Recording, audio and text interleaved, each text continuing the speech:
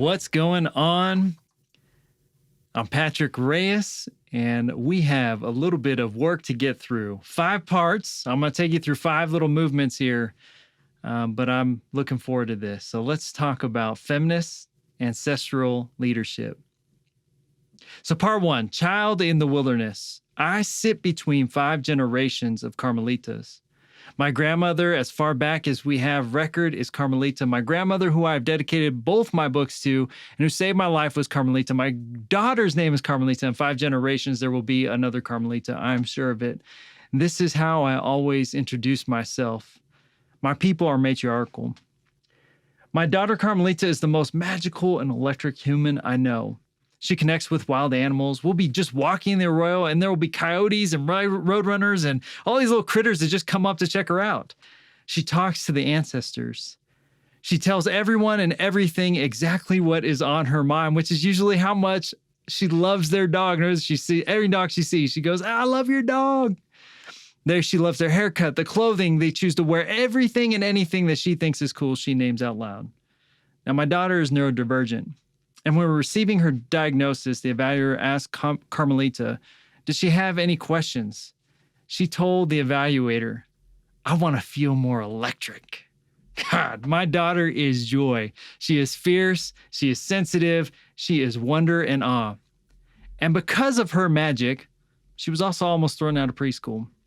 Researchers at Yale found that children of color are more likely than their white classmates to be expelled from preschool. Carmelita came home the other day distraught. She was called wild by a teacher. The teachers told us, her parents, the environment might not be right for her. In a conversation with a close friend, someone asked if Carmelita was going to be in her wedding. And the friend said, I don't want her to ruin it. Why does Carmelita's wildness keep her from school, from family, from friends? It's heartbreaking, destructive, hurtful to my wonderfully wild, sensitive little girl. Now, the cover and content of Wild Things, The Art of Nurturing Boys, a practical Christian guide to parenting, 2 middle-class white boys adorn the cover, and they're fighting. And the content reflects how to take that energy and make those wild boys into thriving men. Wild is their nature. Wild is acceptable. Wild is who they are. Boys will be boys. This is a problem. It's not just a problem because of the inherent sexism, classism, and racism captured in texts like this. That analysis would be far too limiting. I want us to go deeper, thinking about what we have missed about the wilderness, where the wild things are. What have we missed about affirming and confirming that my daughter, Carmelita, has powers and gifts? She is wild. Why is it that we cannot claim her connection to the divine? How do we not create spaces for her to be, to affirm her ontology, to affirm her very being as powerfully intuitive, sensitive, intelligent, truthful, fun, and yes, wild? The answer is we have no sense of wilderness.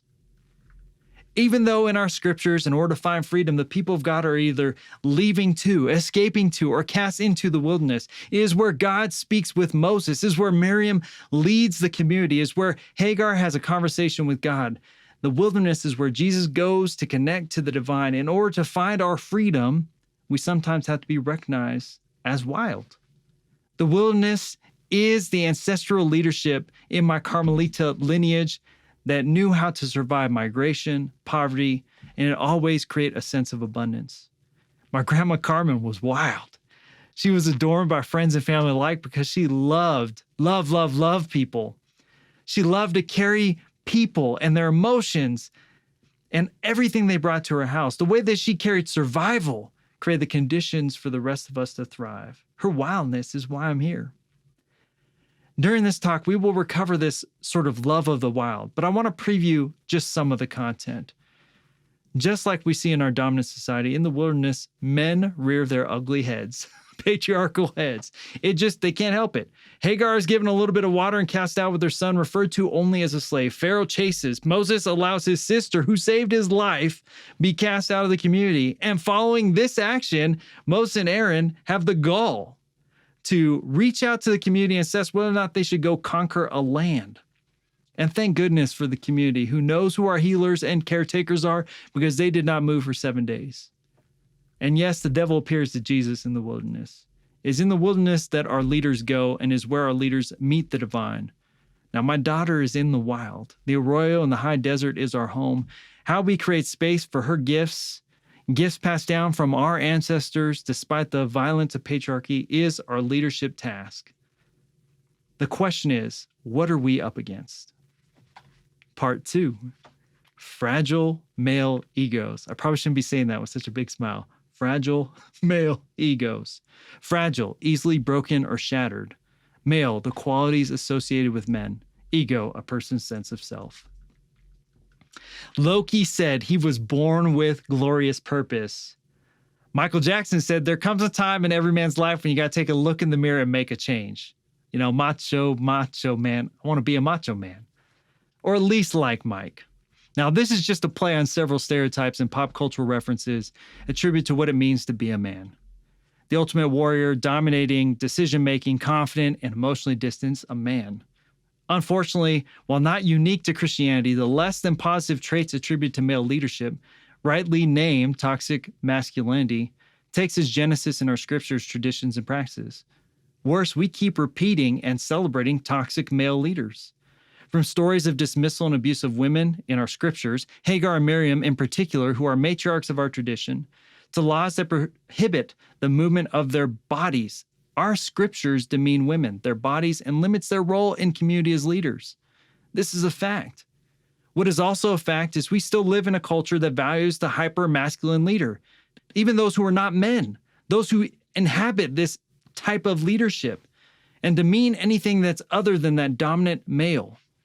Violent patriarchy and the fragile male ego it perpetuates is baked into our tradition and into our culture. And we're still writing laws that resemble male control over the body. This is a fact. Now, the late Bell Hooks wrote to challenge notions of traditional masculinity, opting for roots of love. In The Will to Change, Men, Masculinity, and Change was a direct treatment of how masculine leadership, embodied by any gender or person, creates havoc in our communities. Her subject, however, was not where most of the treatment of the fragile male ego goes. You know, abuse of power, domination, strength, and so on. Her diagnosis is that we need to address an unmet desire for and expressions of love. Let me repeat that. Her diagnosis, the problem with the fragile male ego, is that there's an unmet desire for love, for men and women. The lack of connection with emotion demonstrated that at the heart of the fragile male ego is in not meeting, understanding, exploring, or respecting the need for love. Love above all things. And love does not come easy. To lead with love as the divine love humanity is leadership. It is love that holds your community accountable. It is a love that listens to women in the wilderness, women like Carmelita. It is a love that gathers in the upper room. It is a love that defines culture and spreads good news despite it being countercultural.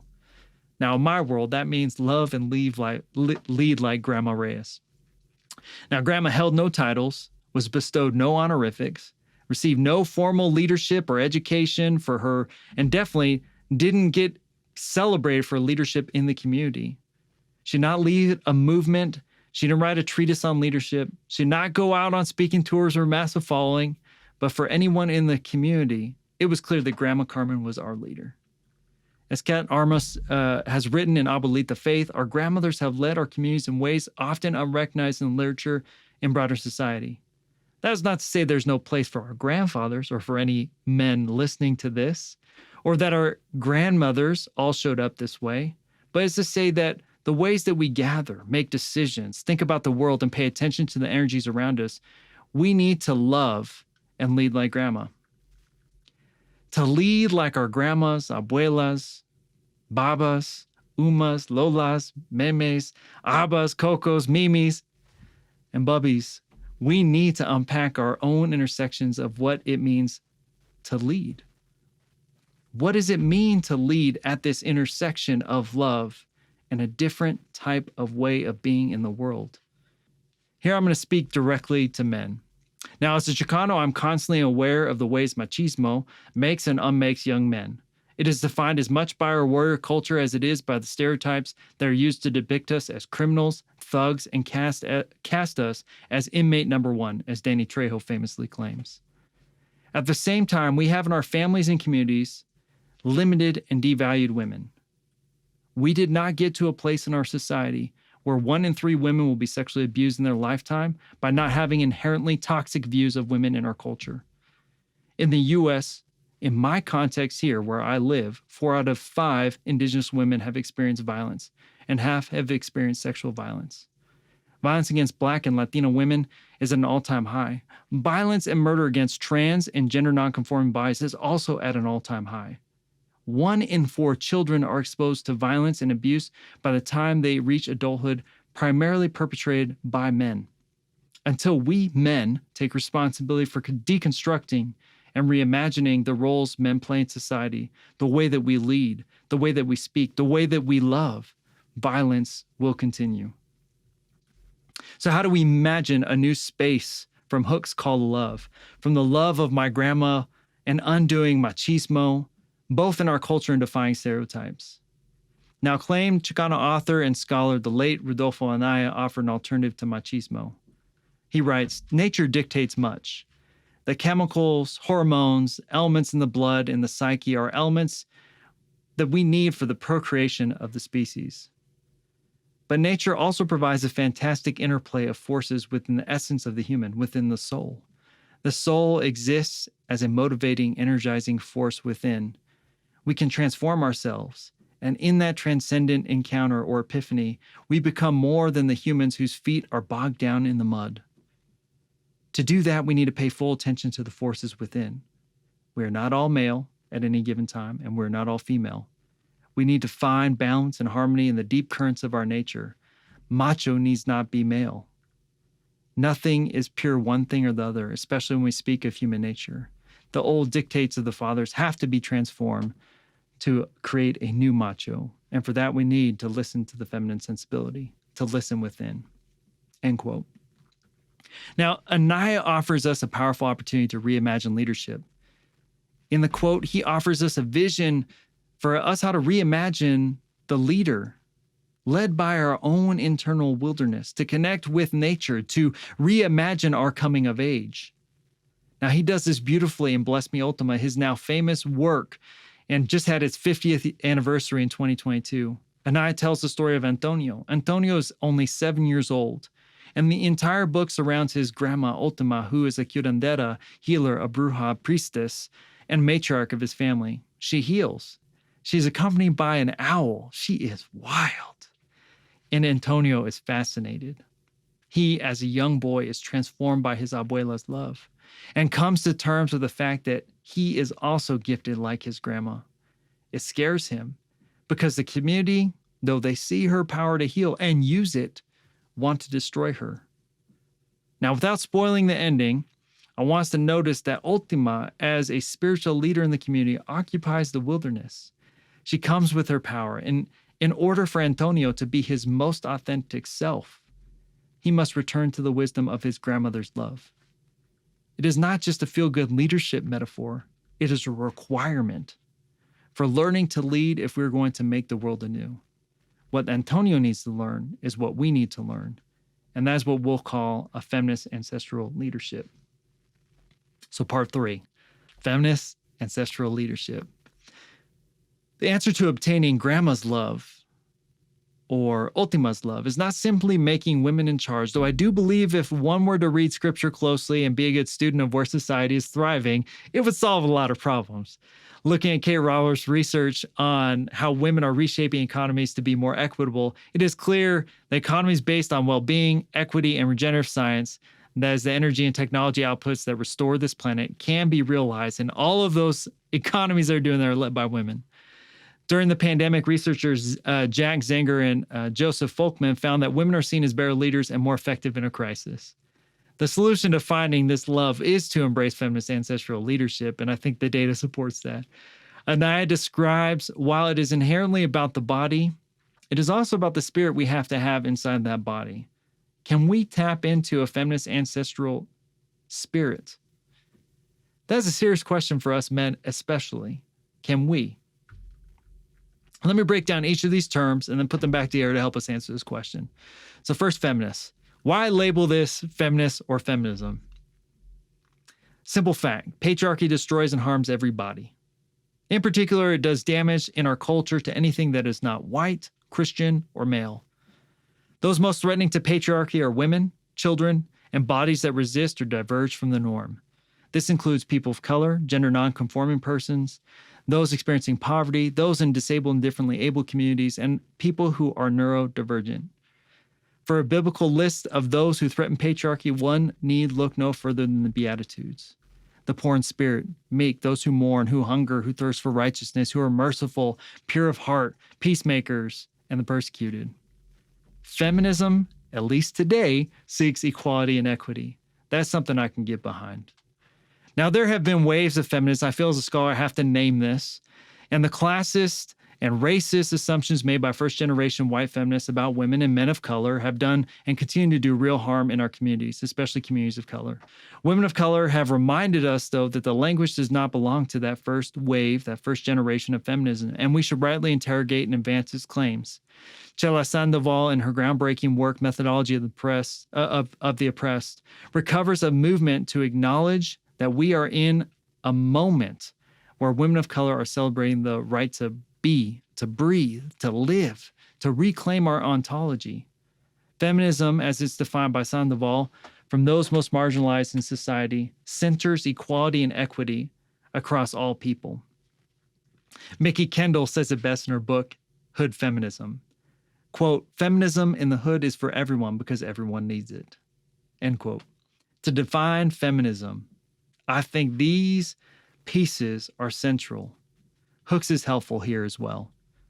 Bell Hooks writes, feminist struggle takes place anytime, anywhere, any female or male resists sexism, sexist exploitation, and oppression. The feminist movement happens when a group of people come together with an organized strategy to take action to eliminate the patriarchy. This is everybody work. It is intersectional work.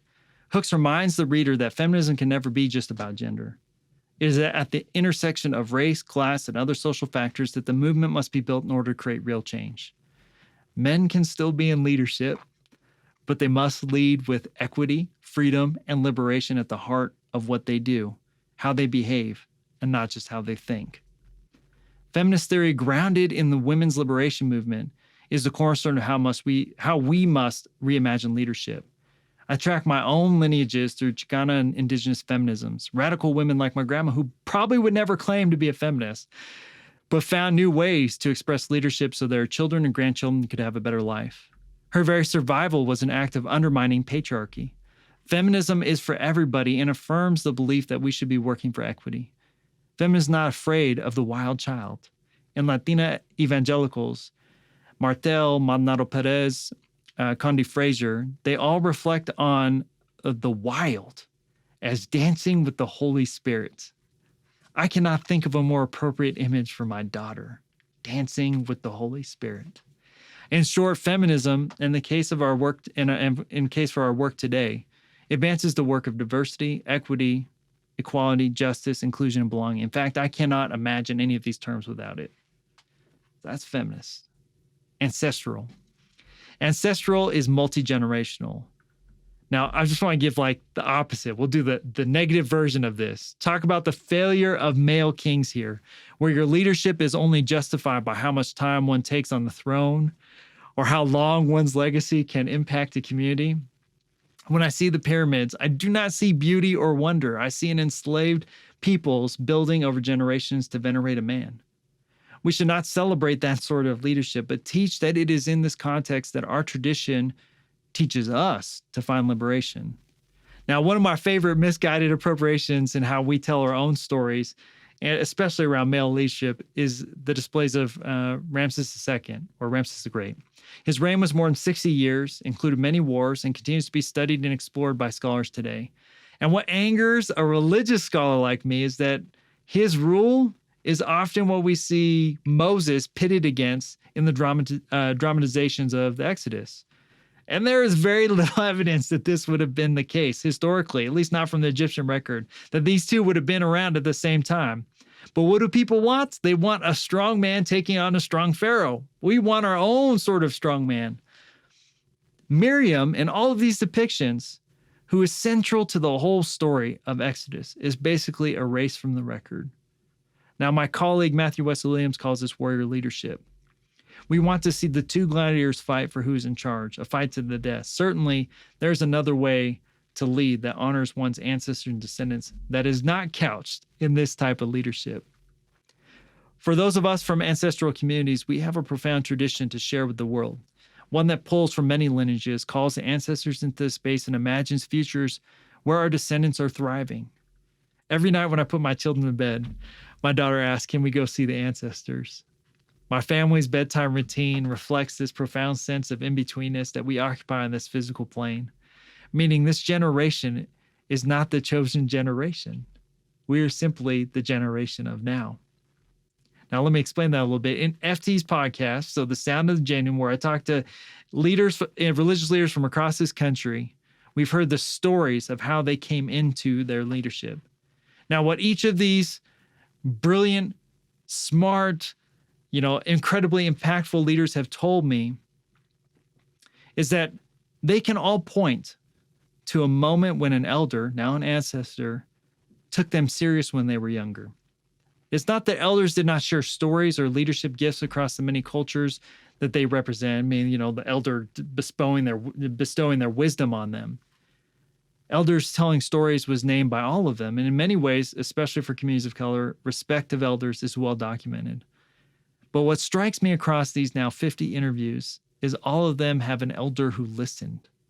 The elder took their questions and imaginations seriously and not in an infantilizing way. What differentiates my grandma as an ancestor from, say, an inspirational elder like Marian Wright Edelman, the founder of Children's Defense Fund, is in my darkest hour, my grandmother listened to me. She spoke life over me. She walked with me in her garden. She listened to my stories, connected my challenge with the stories of our people, healed me with the magic of our people's practices, hugged me, kissed me, prayed for me as I left her house to go out into the world. And she did all this, and she lived through so much more than I ever have or ever will. She wasn't like Pharaoh. She wasn't trying to build a monument to her own legacy. She was worried about the next generation. Ancestral leadership demonstrates that love. That does not mean those who inspire us are not our ancestors. It just means that they are not the only ancestors. Building legacies and heirlooms in a person's heart is just as important as creating it in books, institutions, and the buildings we leave behind. Ancestors make space for the next generation and broaden the imagination of what's possible. Okay, last piece here, leadership. At the Forum for Theological Exploration, we equip the next generation of Christian leaders for the church and the academy. I serve as the only trained researcher on staff, and I have the honor to explore the latest research on leadership, the habits, practices, and supports the young adults, and also those who work with them, need in order to affirm, support, and hone the next generation's gift for ministry. To give you a mental picture of what we do in our direct work with young adults, we offer resources and retreats that look like training montages of films. They're really short, confidence-boosting workshops, and only the coolest music playing. Now, on the research side, where I have to get all this stuff together for these moments, is the deep learning, reading thousands upon thousands of pages of reports, leadership texts, theological texts, and reflections on vocation. And I get to draw from some really cool people. Two of my favorite texts right now are some Fuller faculty, Susan Maros, who wrote a fantastic book on vocation, the impact of one's social location, how you might live out one's life's purpose. The other is Michaela O'Donnell's, who Make Work Matter. Now, O'Donnell explores the way we think about work and leadership and redefines it for ways that restore and heals our relationships to ourselves, to our communities, and our world. And what both of these powerful, brilliant women are clear is that there's a leadership gap and a knowledge gap. We are missing leaders from marginalized groups and the wisdom that they and their ancestors bring to the table. And what FTE is finding about leadership is that this leadership gap can be overcome, and it is. Who is training for leadership in the church? Well, at least in our work, we slightly outpace the demographic shifts in North America. We're slightly above 50% women in our programming, and collectively a majority Black, Indigenous, Latinx, Asian American, Pacific Islander, and the many other diversities explored and left accounted for in all of these labels. There are pockets in the church and the world where leadership is being defined by the strengths of the community engagement, how one engages in the community, how one loves the community. That's leadership. So part 4, let's put all these things together. Feminist ancestral leadership. What does feminist ancestral leadership actually look like? Feminist ancestral leadership, at least as I have explored it here, have the following 5 qualities. So I'm going to go 5 fingers. You got 5 fingers. Make it a nice list of 5. 1, leadership is about love. Love like my grandma. It is a love that accepts people as they are, makes space for them to transform their fears into joys, that provides them with a home that makes them feel welcomed, have psychological safety, and a community that supports them. So number 1, leadership is about love. Number 2, leadership is for everybody. All bodies are of God and therefore have a leadership responsibility and accountability for the community of God. This follows Hook's feminist ancestral leadership model that is rooted in love and accountability. So leadership is for everybody. Number 3, leadership is never a one-generation task. Leadership includes ancestors and descendants. This affirms ancestral leadership that understands the task is to prepare a new generation of leaders to take up leadership in the community. So leadership is never a one-generation task. Number 4, feminist ancestral leadership looks for leaders on the margins. When the community refuses to move, when Miriam is displaced and stricken ill by God in Numbers 12, that's a story that represents awful male-dominated leadership. And the community in that story is wise enough to know to support the one who helped the baby survive, find a way to make music and dance for people across the sea, all while being chased by a military force far superior than theirs, who is only in this place because of her calling out of her brothers to pay attention to the leadership pipeline. That's what she's doing in the opening of that. Hey, you guys, hey, Moses, you got to pay attention to who's coming up behind you. And also, I was also called by God. Feminist ancestral leadership looks for leaders like Miriam who are on the margins, who are pushed aside, but who have been leading the communities that we belong to. And number 5, feminist ancestral leadership is about recognizing how to address communal harm. For men, this means undoing patriarchal mechanisms of leadership. It means seeing, even if you are given a title that defines you as a leader, to find new ways to lead, that you are not the center. How do you move the margins? How do you interrupt cycles of male domination and abuse? How do you train and equip a new generation of boys to really undo the harm men have caused in the past?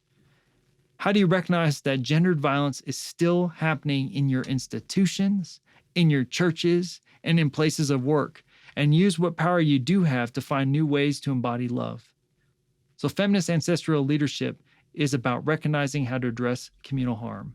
It's just a reminder. Here's the 5 pieces. Leadership is about love. Leadership is for everybody. Leadership is never a one-generation task. Leadership looks for leaders on the margins, and leadership is about recognizing how to address communal harm. So how do we lead like feminist ancestral leaders? I'm a pragmatist, so I'm going to tell you a story about a way that this kind of shows up. I was once leading a religious group that was trying to explore how to better equip a congregation for children and youth ministry. I went to the first meeting in the boardroom. The meeting had an agenda and was led by the executive director of the congregation. We had coffee and snacks, sat around a table, whiteboarded some potential programs, and the group generally felt good about what we came up with because it was in line with what the executive director had already decided was good for the congregation. I was angry, of course, about the process and the programs we had come up with. It was an administrative meeting about children, and children weren't even allowed in the room. Nothing could be further from how we should have conducted business. All of us had children. All of us spent countless hours with them, but what we had did that night was completely antithetical to how a child thinks, imagines, plays, and explores the world. So I offered another way, because I want to acknowledge criticism can only get you so far. To be able to diagnose without any sort of treatment plan is also a tragic flaw of male-dominated leadership. So I told the group that after the next Sunday school class, well, I want to host a meeting during the bagel hour. So we'll meet in the lobby and we'll do a slightly altered process. I was super pumped about this new process I had cooked up in my mind, right? That Sunday, the children ran to the bagel bar, as they always do, playing, eating, licking the cream cheese off one side, do that little motion, leaving half a bagel uneaten on the counter, dropping them. Of course, I need you just to picture this for a moment. There's always that one dad who insists on eating the leftover of all of his children's bagels, all right? So if the big kid left the bagel, you see that dad kind of cruising around eating it all. Now, the parents who were part of the group earlier in the week stood as awkwardly as they always do, attention half split between their children and other half on the adults, and in this case, particularly me, because I said I was going to call a different meeting. They patiently waited for me to call a meeting and probably just super nervous about what this whole thing was, because we were, the group, there was another little group of parents who were helping me out on this, challenging the executive director, right, who had already made a decision. So as soon as my son was done with his bagel, I motioned to some of the other parents that we were going to go out to the playground. I made a brief announcement at the door that we were going to go out and have a meeting at the top of the castle. And on top of the castle is a little play structure for the kids, right? And anyone was welcome to come. So about 2/3 of the parents who were at the bagel hour were not able or simply not invited to that meeting earlier in the week with the executive director to make decisions about children's programming. But this invitation intrigued them. They knew the meeting spot, and you should have seen all of these parents climbing the accessible play structure the kids affectionately called the castle. So I climbed up on there, hands on the wheel built into the castle, into this play structure. I opened with, "Friends, we have to get this castle to a place that matters. We only have X amount of money, and I don't know where or how to navigate this thing. We need ideas, but we can't get out of this castle until we have a plan, because the ocean will swallow you," pointing to the ground below us. One other rule is that our children are the only people who can swim. So if you need anything or get off this castle, you need to get help from your kids. Also, we have about 15 minutes because a whole bunch of us had to go to soccer. So short meeting, play. We're playing up on this structure. So parents immediately jumped into strategic play. They took turns driving the castle, asked their children to come up and test out ideas. We had navigators on their phones looking up answers to questions we had about costs or ideas. At one point, the executive director of the congregation asked for permission to board the ship. I think we all relished a little too much in the redistribution of power and told him that the only way he could get across and onto our castle is if he could convince one of the children he had a good idea and they would swim him across. And to make it even more hilarious, he had to ask several of our children before one caring soul decided he didn't have to have any good ideas, but that we shouldn't leave him out of the game. So I tell this story only to showcase how feminist ancestral leadership operates. In that boardroom, we were conditioned to affirm that the leader of the front of the room had the right answers. He was doing his best to model strongman leadership. He had figured out a plan and we were going to execute it. What we came up with while playing with our children, the way my grandma played with us, including more parents and allowing the conditions to really shift the executive director from driving the castle to needing to seek permission from children to even board, flipped the imagination of the entire congregation. We were no longer thinking as adults for children. We were strategizing, playing, and exploring possibilities as children, with children's voices centered in the conversation. Because do you think they were happy that a bunch of parents were occupying the castle for the 15 minutes of their playtime? No! We lost many, many good parents to the deep that day. They were thrown overboard for not letting children lead. That dad that I said who ate all the children's leftovers, well, he was thrown over very early for stealing his kids' food. And if you haven't guessed it, I was that dad. So I took notes of this whole process from the side. So this wasn't about who got to lead. It was really about how do we change the conditions for shared leadership across our entire congregation. It disrupted the who, the how, and where leadership takes place. That's how you do feminist ancestral leadership. It was multi-generational. It engaged multiple parts of our body. When you place the people who have the highest stakes at the center, that's in this case kids, when they have agency and power, there's incredible buy-in to whatever the community, wherever and whatever the community is up to and where it is headed. For those of us in leadership roles, the research also suggests that serving others is the heart of what gives us, so many of us, gives us meaning and purpose. The roles we play have to shift. We have to move the meeting outside of the box, and once we're out there, we have to let go enough for others to take control. We have to be committed to seeing that dream become a reality. How we move the world is what matters. How we move that castle is what matters. How we make space for that Carmelita, that wild, wild child, is what matters. So part 5, what is our next step? At FT, we have this saying, what is your next most faithful step? Just one step. And to close, this is the hardest thing in religious communities. So many of our communities are led by and with men who have fractured senses of self. They demand authority without accountability. They lead from words and not from their actions. They have visions but no practical imagination about how to reimagine their own leadership. My interest in addressing fragile male egos is men allow their fragile male egos to get in the way of feminist ancestral leadership.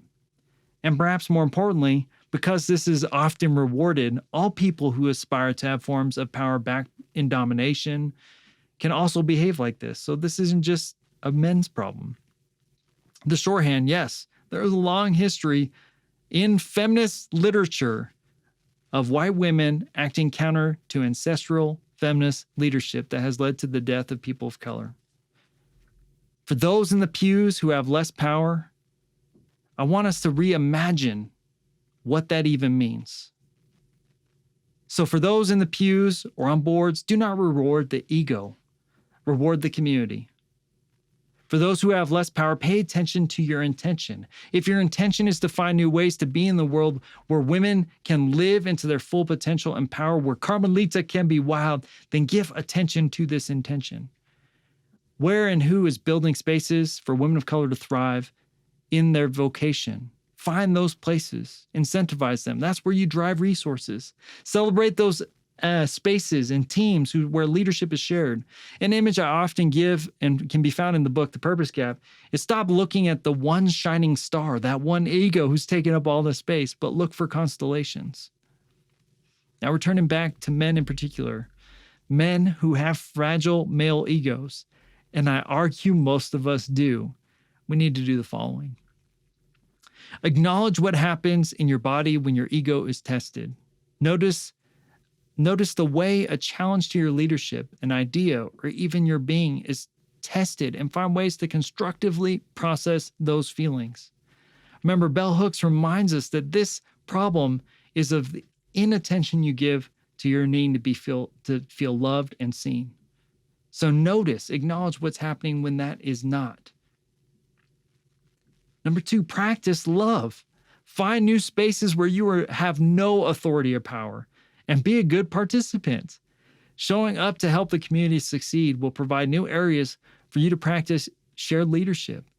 I want to acknowledge that our religious training very rarely helps us to be better participants in shared life. We're trained to preach from the front. We're trained to lead the committee meetings. We're trained to lead a congregation or a board, but we're not trained to participate. So find ways to practice love where you are a great participant. And number 3, seek shalom and repair. The world is a broken place because of men. We have destroyed the planet and made the future uncertain for our descendants. We need to seek new ways of being together and repent for the damage we've done in the world. Feminist ancestral leadership is available to everybody. We need all people to lead in and with community. We need to lead like good ancestors and lead for the thriving of those most vulnerable in our community. Returning to the very beginning, let's rewild our leadership and let's connect back into our better natures. I have a special plea for this group. This is not just my work. It's not just yours, whoever's watching. This is our work, collective work. And it's not just because I think this is a cool idea. It's because I really see that the future for both my kids and their descendants relies on us embodying and leading like good ancestors, to really adopting feminist ancestral leadership creates the conditions for them to thrive on this planet. Thank you.